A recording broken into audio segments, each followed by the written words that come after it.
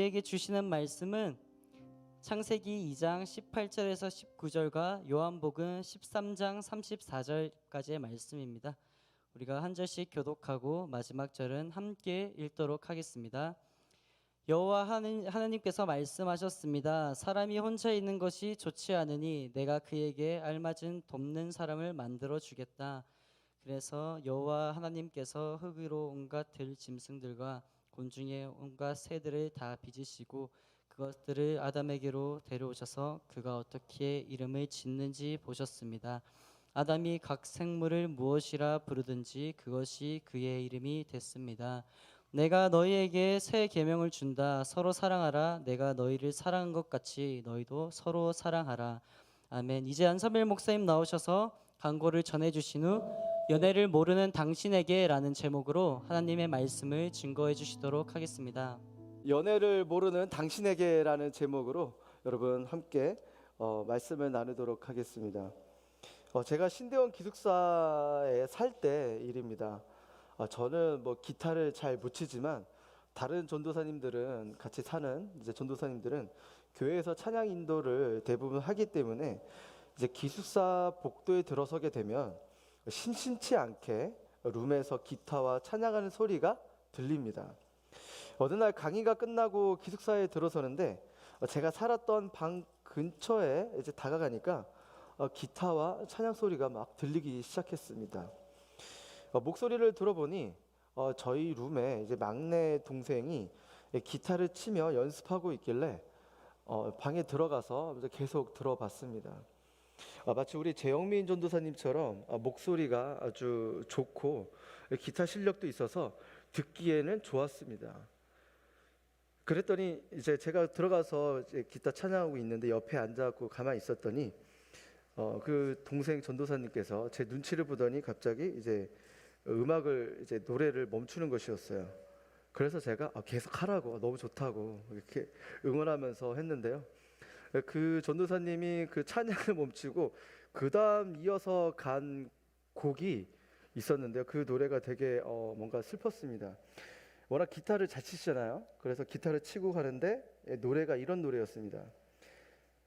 장가갈 수 있을까? 장가갈 수 있을까? 올해도 가는데 장가갈 수 있을까? 이런 노래를 갑자기 부르는 거예요. 막내 전도사님께서 커피소년의 장가갈 수 있을까? 노래를 엄청나게 고슬프게 부르는 것이었습니다. 기타 연주도 워낙 좋았고 목소리도 좋았기 때문에 어찌나 그 모습이 정말 영혼을 담아서 노래하는 것만 같았습니다. 여러분, 신대원 전도사님들에게도 이 결혼은 그들에게도 큰 이슈입니다. 결혼을 해야 어느 정도 사역지가 이제 정해지고 갈 수 있고 또 가난한 신학생이라 결혼 자금도 없기 때문에 누군가 나와 결혼할 수 있을까라는 그 고민이 그들에게도 있습니다. 그래서 학교 기도실에 가보면 결혼을 위해서 기도하는 이렇게 전도사님들도 많습니다. 여러분, 이렇게 교역자나 또 일반 우리 모두 성도나 모든 분들이 이 결혼에 대해서 이렇게 중요하게 생각을 합니다. 여러분, 이번은 5월 달을 맞이하여서 연애와 결혼에 대해서 오늘 말씀을 함께 나누도록 하겠습니다. 오늘 읽었던 창세기 2장 18절에서 19절 말씀을 다시 한번 읽어보도록 하겠습니다. 시작. 여호와 하나님께서 말씀하셨습니다. 사람이 혼자 있는 것이 좋지 않으니 내가 그에게 알맞은 돕는 사람을 만들어 주겠다. 그래서 여호와 하나님께서 흙으로 온갖 들짐승들과 곤충의 온갖 새들을 다 빚으시고 그것들을 아담에게로 데려오셔서 그가 어떻게 이름을 짓는지 보셨습니다. 아담이 각 생물을 무엇이라 부르든지 그것이 그의 이름이 됐습니다. 네. 여러분, 이 구절은 보통 결혼식 때 접하는 구절입니다. 결혼 예배는 짧은 시간에 핵심을 전해야 되기 때문에 깊이 다룰 수 없지만 오늘은 조금 더 깊이 다뤄보도록 하겠습니다. 창세기 1장과 2장의 기록을 보시면 사람이라는 단어가 나옵니다. 그런데 원어로는 동일한 아담이 보통 명사 사람에서 고유 명사 아담으로 전환이 됩니다. 사람으로 번역되는 경우는 모든 인간 전체를 말하는 것이고 창세기 2장 19절부터 아담으로 표기된 경우에는 에덴 동산에 있었던 인류의 그 조상을 뜻하는 것입니다. 말하자면 전자는 모든 인간이 가져야 할 창조의 정체성이고 후자는 아담 개인의 창조의 정체성이라는 것을 이야기합니다. 근데 조금 애매한 경우가 바로 18절입니다. 19절의 내용은 여자의 창조와 결혼에 관한 이야기로 주로 다뤄졌는데 18절에는 아담으로 번역된 것이 아니라 사람으로 표현되어 있습니다. 그래서 그에게 알맞는 돕는 사람을 만들어 주겠다라고 기록되어 있는데 여기서 돕는 사람은 아담의 아내 하와인 것이죠. 이렇게 기록한 데에는 크게 세 가지 뜻이 있습니다. 가장 넓은 의미로는 혼자 사는 것이 좋지 못하니 서로 도우며 더불어 살아야 한다는 것을 의미합니다. 두 번째는 더불어 사는 최소 기본 단위가 남녀가 만나 결혼하여 이루는 가정이라는 것을 의미합니다. 그리고 마지막으로 남녀 간의 결혼의 의미가 하나님 뜻 안에서 돕는 사람이어야 한다는 것을 말하고 있는 것입니다. 18절까지는 인간관계 전체에 해당되는 일반적인 뜻이고 19절부터는 여자와 창조, 결혼에 관한 하나님의 뜻이 담겨져 있다고 볼 수가 있습니다. 이미 여러분들이 잘 알다시피 하나님은 모든 피조물에게 생육하고 번성하여 땅에 충만해지라라고 하였으며 특별히 인간에게는 땅을 정복하고 다스리라고 그렇게 명령을 하셨습니다. 하나님 대신에 그의 만물을 아름답고 거룩하게 가꾸어야 할 사명이 인간에게 있다는 것을 말하고 있는 것이죠. 그래서 그 일을 수행하는 가장 기본적인 수단이 바로 돕는 사람이라는 것을 뜻하는 것입니다. 그런데 그런 거룩한 다스림을 가장 기본 공동체인 가정에서부터 이루라는 것을 말하고 있습니다. 사랑하는 남녀 간에 평생을 함께 지내기로 언약하고 아이 낳아 기르며 열심히 일하여서 행복하게 사는 것만이 하나님이 말하는 가정의 전부가 아니라는 것입니다. 결혼이란 두 남녀 간의 사랑의 언약이기 이전에 하나님의 청지기로서 그분의 거룩한 명령을 이룰 수 있는 근본적인 통로인 것입니다. 하나님께서 사람이 혼자 있는 것이 보기 좋지 않으니 돕는 사람을 붙여주신 것은 단순히 외로움을 없애는 정도로 붙여주신 것은 아닙니다. 하나님의 일은 혼자 하는 것보다 여러 명이 함께 행하는 것이 좋다는 것을 의미합니다. 그것은 인간끼리 진실하게 사랑하고 섬기는 가운데 이 땅에 맡겨주신 하나님의 나라가 확장된다는 것이죠. 더 정확하게 말하면 하나님의 뜻은 반드시 순전한 사랑의 섬김이 실현되는 공동체에서만 실현될 수 있다는 것을 말하고 있는 것입니다. 하나님은 절대로 죄악과는 공존할 수가 없죠. 바꿔 말해서 우리는 언제 어디서 어떤 일로 누구를 만나도 하나님이 맡겨주신 일을 함께 감당해야 할 사이기 때문에 서로를 붙여주신 것입니다.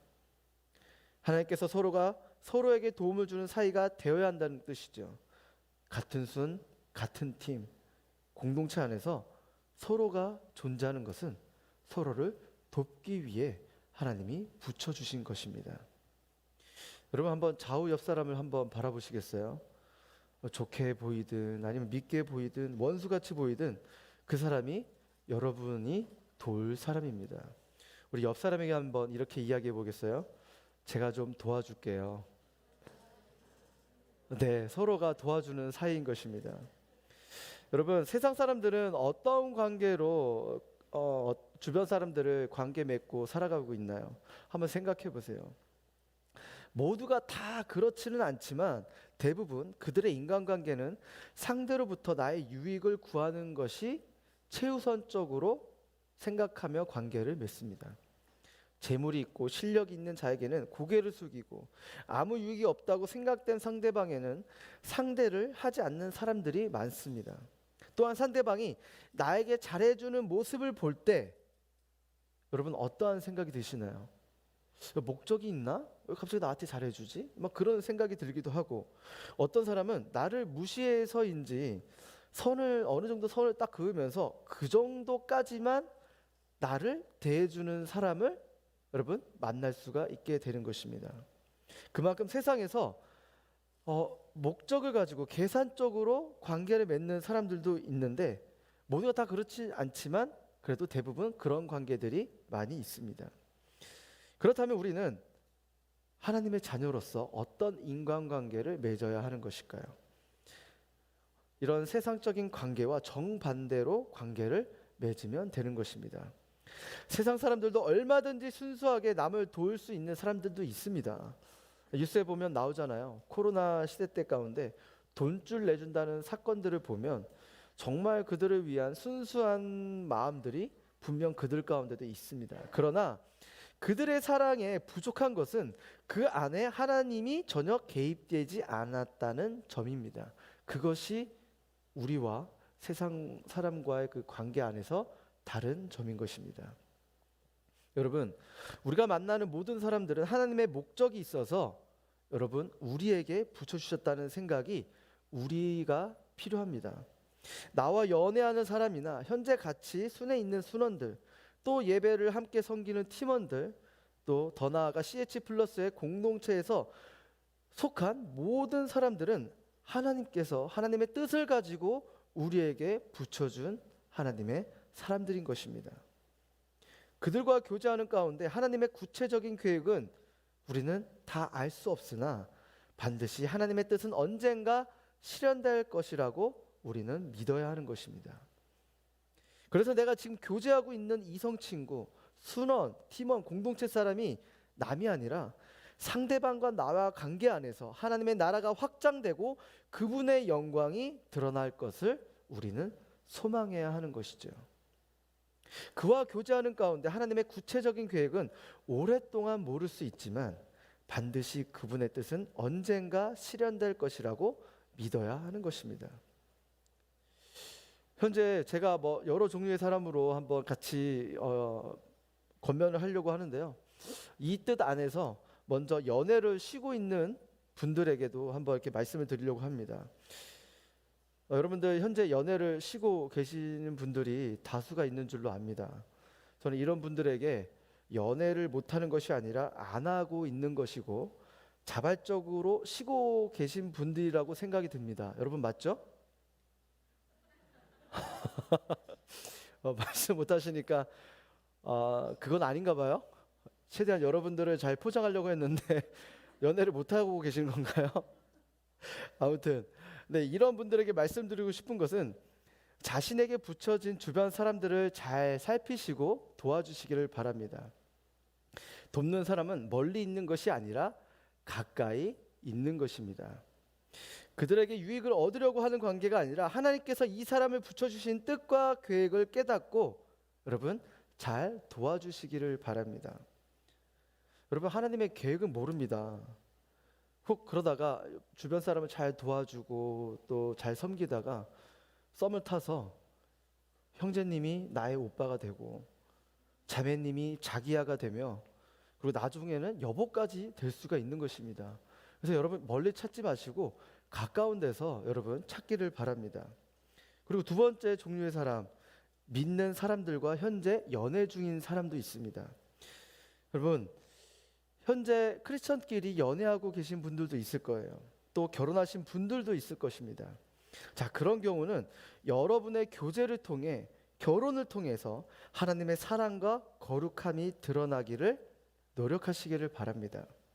서로에게 도움이 되는 존재, 유익이 되는 존재, 서로 교제가 여러분의 성품과 신앙으로 서로 상승 효과를 보는 그런 관계가 되기를 주님의 이름으로 축원합니다.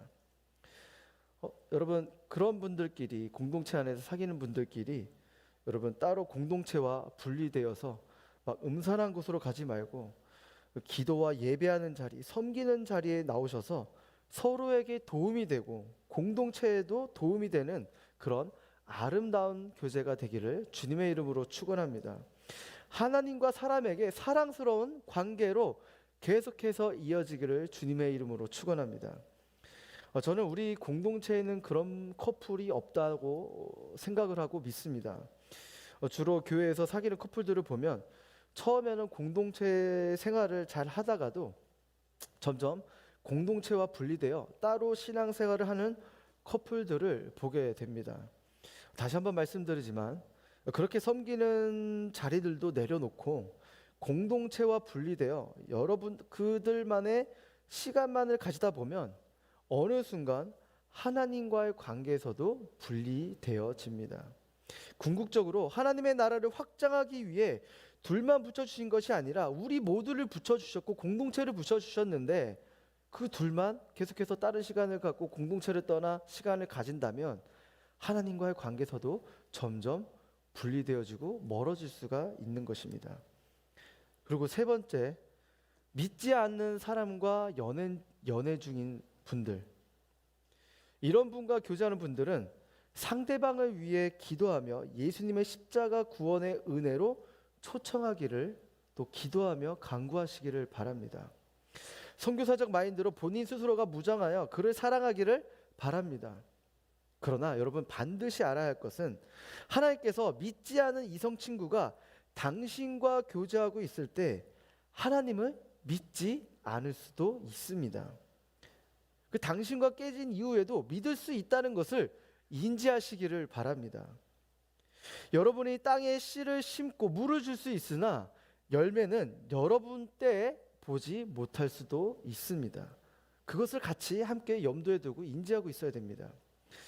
제가 온누리교회에서 지체로 생활을 하고 있을 때 믿지 않은 여자친구와 또 남자친구와 연애 중인 친구들이 그렇게 여럿 있었습니다. 그 중에 한 친구는 워낙 이제 남자인데요. 워낙 성품도 좋고 신앙도 좋아서 공동체에서도 칭찬받는 리더십이었습니다. 그런데 여자친구가 믿지 않아서 언제나 그 친구의 기도 제목은 여자친구의 구원이었습니다. 그래서 우리는 그를 응원도 하며 함께 기도도 했죠. 그래서 전도 집회를 통해서 믿지 않는 여자친구를 그가 드디어 데리고 왔습니다. 우리는 너무나 기뻐했고 또 축하해줬으며 그렇게 그 여자친구도 한 발 한 발 공동체 안으로 깊게 들어오게 되었습니다. 이렇게 예배를 드리고 나니까 몇 달 뒤에 새 가족을 등록하고 또 등반도 했으며 순모임까지 들어갔습니다. 또 감사하게도 그녀가 예수님을 알아가서 둘이 화요 성령 집회도 가고 홀리스타도 가고 바이블 아카데미도 수강하면서 그렇게 신앙이 점점 자라고 사랑이 자라는 것만 같았습니다. 그런데 안타깝게도 그렇게 오랫동안 연애하고 오래 갈 줄만 알았던 커플은 결국 깨지고 말았습니다. 깨진 이유는 정확하게 알 수 없습니다. 그들의 사정이기 때문이요. 그러나 분명한 것은 하나님은 그 형제를 통해서 자매님이 예수님을 알고 구원받았다는 사실을 깨달을 수가 있었습니다. 이렇게 하나님의 계획은 우리의 생각과 뜻을 다를 수가 있습니다. 저번 주 설교 말씀처럼 우리가 원하는 타이밍에 하나님을 맞추는 것이 아니라 그분의 타이밍에 우리가 맞춰가며 상대방을 돕는 저와 여러분이 되시기를 주님의 이름으로 축원합니다. 그럼 오늘 본문 18절 말씀을 다시 한번 읽어보겠습니다. 18절 말씀 시작. 여호와 하나님께서 말씀하셨습니다. 사람이 혼자 있는 것이 좋지 않으니 내가 그에게 알맞은 돕는 사람을 만들어 주겠다. 사랑하는 여러분, 하나님의 뜻은 바로 이것입니다. 아담에게는 하와가 최초의 돕는 사람이 될 수밖에 없었지만 사람이라는 보통 명사로 인해 근본적인 의미는 우리 모두가 하나님의 뜻을 이루고 사랑하며 섬기라는 뜻입니다.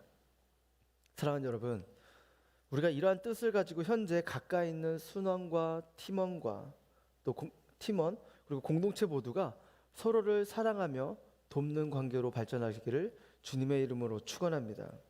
또한 자기의 유익을 위해서가 아니라 상대방을 위해 섬기며 도와주기를 바랍니다. 그런 관계가 우리 공동체 안에서 일어날 때 하나님의 나라가 우리 공동체 안에 일어나게 될 줄을 믿습니다. 우리 요한복음 또 13장 34절 말씀을 읽어보도록 하겠습니다. 시작. 내가 너희에게 새 계명을 준다. 서로 사랑하라. 내가 너희를 사랑한 것 같이 너희도 서로 사랑하라. 네, 두 번째는 그 완전한 사랑이라는 부분에 대해서 함께 말씀을 나누도록 하겠습니다. 예수님께서 우리에게 새 계명을 주셨습니다. 서로 사랑하라라고 말씀하셨죠. 어떻게 서로 사랑을 해야 하나요? 예수님께서 우리를 사랑한 것 같이 사랑하라고 하셨습니다. 그럼 목사님, 그럼 어떻게 사랑을 해야 하는 것일까요? 사랑이란 무엇일까요? 누구나 잘 아는 듯 하면서도 실제로 제대로 알지 못하는 것이 바로 사랑입니다. 여러분, 사랑이 무엇인가요? 사랑이 무엇이죠? 라고 제가 여러분께 질문했지만 이렇게 자신 있게 대답하는 사람 또한 드물 것입니다. 여러분, 사랑은 무엇보다 사람의 생존에서 중요합니다. 사람은 생존을 위하여 사랑에 의존하고 있습니다. 어떤 사람이 무관심을 받고 있다는 이유 하나만으로 죽어갈 수 있는 존재인 것입니다. 그만큼 인간은 서로 사랑을 주고받으며 행복 중에 최고의 행복이 바로 서로 사랑하는 관계인 것입니다.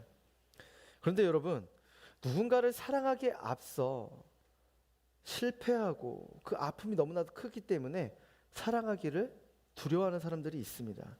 이미 사랑의 실패가 너무나 크기 때문에 다시 시도조차 하지 않으려는 분들도 있습니다. 여러분 한번 생각을 해보세요. 세상 사람들의 사랑도 실패하고 예수님을 믿는 우리들의 사랑도 실패합니다.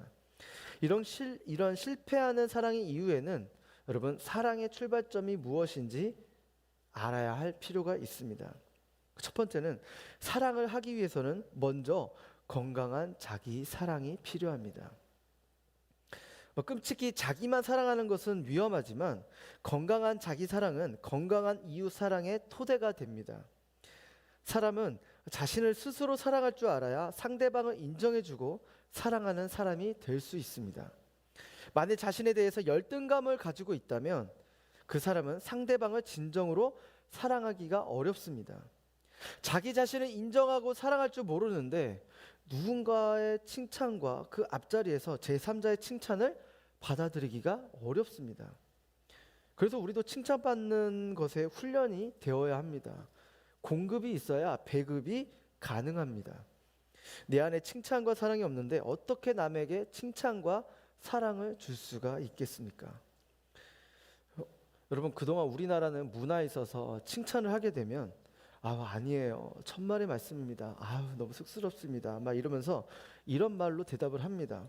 물론 겸손의 뜻인 것은 알지만 받아들일 건 받아들이고 인정할 건 인정해야 합니다. 그래서 누군가 칭찬을 하게 되면 고맙습니다. 감사합니다. 그렇게 좋게 봐주셔서 너무나 감사합니다. 라고 하면서 받아들이시기를 바랍니다. 그런 모습이 더 자연스럽고 멋져 보입니다.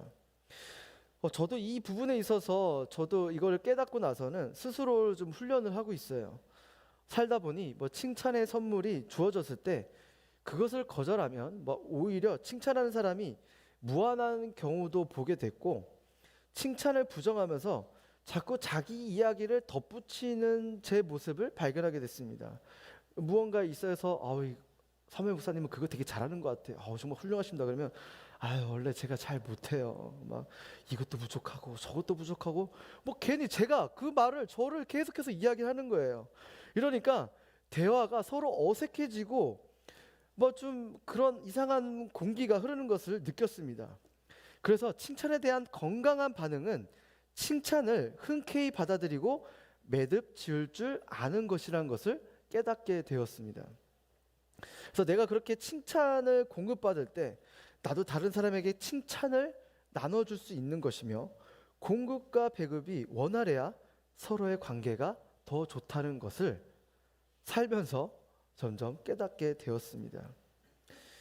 제가 그러한 칭찬과 사랑에 대해 공급받는 노력을 하다 보니 저도 나눠주고자 하는 마음이 이제 점점 생기게 되었습니다. 그래서 저는 만나서 사람들과 식사를 하거나 커피를 마시고 계산할 때 제가 계산하고자 하는 마음이 늘 있습니다. 여러분, 여기서 오해하지 말 것은 마음이 있다는 것이지 모든 계산을 제가 다 할 수 있다고는 말씀드리지 못합니다. 늘 그 마음은 굴뚝같이 있어요. 그런데 여러분, 생각을 해보면 맨날 얻어먹는 사람과는 이상하게 식사 약속을 잘 안 잡게 되는 것 같아요. 같이 식사를 하더라도 더치페이 하거나 서로 계산이 주고받는 분들과는 부담 없이 만나고 나도 모르게 이제 같이 식사하자, 차를 마시자라고 이야기를 하지만 이 사람은 어느 순간부터 아무 계산도 하지 않고 계속해서 얻어먹기만 하는 사람들은 잘 식사하자고 만나자고 얘기하기가 잘 안 돼요. 여러분, 혹시 여러분들 중에서도 분명 식사하는 사람들과 막 어색하거나 막 그런 불편한 관계는 아닌데 편하게 먹을 수 있는 관계인데도 불구하고 자주 여러분을 안 부른다면 여러분 스스로 한번 생각해 보세요. 내가 자주 얻어먹는 사람인지 더치페이를 그래도 하는 사람인지 아니면 나도 사주는 사람인지. 혹시 내가 그렇게 얻어먹는 사람이라면 불편러일 수도 있습니다. 여러분, 만약 혹시 본인이 그런 불편러라고 생각한다면 여러분들도 지갑에서 카드를 꺼내 열심히 사주시기를 바랍니다. 아무튼 다시 여러분 본문으로 돌아와서 사람은 자신이 받은 것을 줄 수밖에 없습니다. 자신이 받지 못한 칭찬과 격려를 상대방에게 주기는 어렵습니다. 그래서 우리는 그 칭찬과 격려를 받고 행복감에 젖어 보기도 해야 합니다. 자신이 조금 서툴러도 칭찬받으면서 행복을 누린 사람은 상대방이 잘못해도 그 잘못한 것에 대해서 그렇게 집중하지가 않습니다. 사랑하는 여러분, 이렇게 상대방의 칭찬을 받는 훈련도 하시면서 건강한 사랑을 키워나가시기를 바랍니다. 나 자신이 건강해야 내가 행복하며 상대방을 기쁘게 하고 사랑할 수가 있는 것입니다. 그리고 두 번째, 사랑하기 위해서는 상대방을 그대로 인정해야 하는 것입니다. 누군가를 좋아하거나 사랑하게 되면 우리의 눈은 이상하게 변합니다. 일명 콩깍지가 씌운다고 말을 하죠. 정말 그렇습니다. 여러분, 연애할 때를 한번 생각을 해보세요. 결혼한 분들이나 연애 조금 오래된 분들 한번 연애 초를 한번 생각을 해보세요. 상대방에 있는 그대로의 모습을 받아들이고 너무나 그 모습에 행복해야 합니다. 여러분, 지금 저의 아내와 저의 상태는 연애 때보다 훨씬 지금 나아진 모습입니다. 연애 당시 저는 신대원 입시생 때라 돈도 없고 입으로 또 그렇게 많지 않았습니다. 그리고 저희 아내는 그때 좀 이렇게 외모가 오동통했습니다. 결혼 후 어느 날 제 폰에서 같이 침대에 누워서 이렇게 자기 전에 이렇게 보고 있는데 연애 초 사진이 나왔어요. 그래서 여보, 뭐 자기야 이거 한번 봐봐라고 했는데 그렇게 뭐 서로 웃으면서 이야기를 했는데 그때 이제 대화가 첫인상이 어땠는지를 이렇게 주고받는 이야기를 나눈 적이 있어요. 그때 서로 이야기를 이제 주고받으면서 한참 웃은 적이 있었는데요. 그때 제가 아내에게 샤이링 글로리 봉사자 모임에서 첫 모였는데 그때 나 어땠어? 라고 이렇게 물었는데 아내의 대답에 그만 빵 터지고 말았습니다. 아내는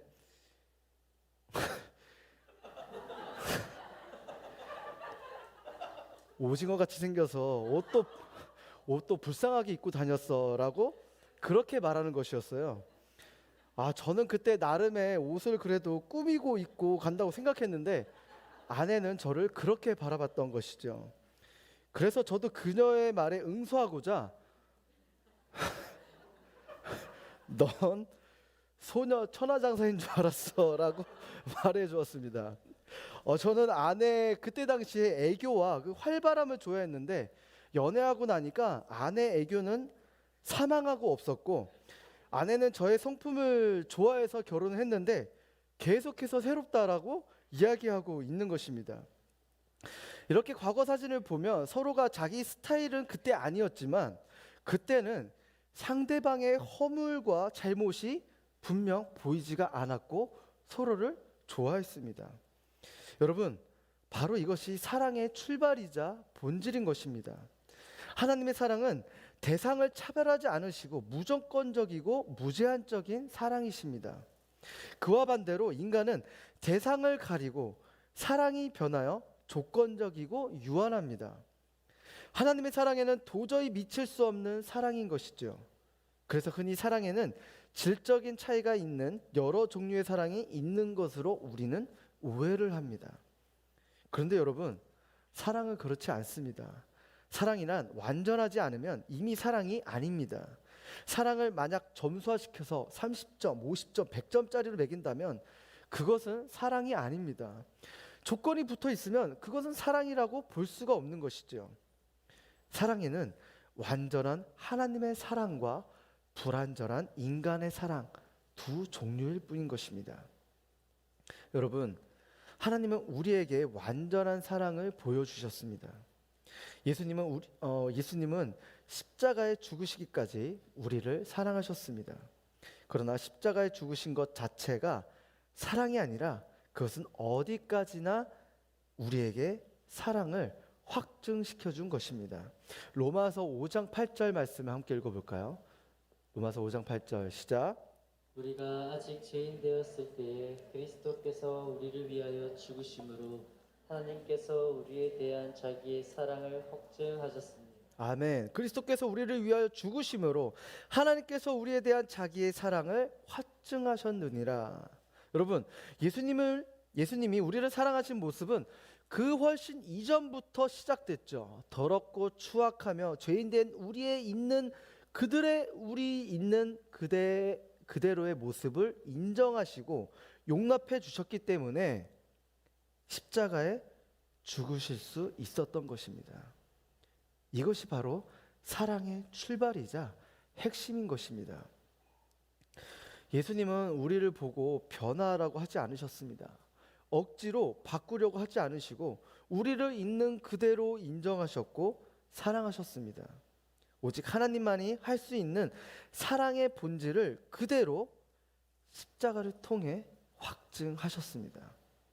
사랑하는 여러분, 이제 우리도 하나님의 사랑을 닮아가야 하는 것입니다. 상대방을 사랑할 만한 조건을 발견하고 노력하는 것이 아니라 있는 그대로를 인정하시기를 바랍니다. 그의 스펙, 외모를 따지며 조건적으로 나에게 맞는 상대방만 사랑하는 것이 아니라 그의 모습을 인정하는 데부터 시작하기를 주님의 이름으로 축원합니다.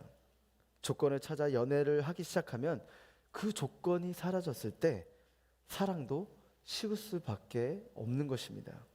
사랑하는 여러분, 이제는 상대방을 있는 그대로 인정하시고 바라보는 눈이 생기기를 주님의 이름으로 축원합니다. 혹시 상대방을 보면서 분노가 일어나는 분이 계신가요? 그것은 내 안에 사랑이 없다는 뜻입니다.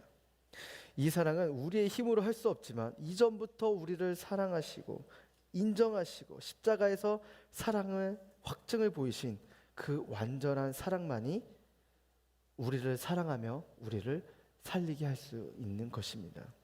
사랑하는 여러분, 오늘 우리에게 주신 말씀처럼 하나님은 각자 모두에게 돕는 사람을 붙여주셨습니다.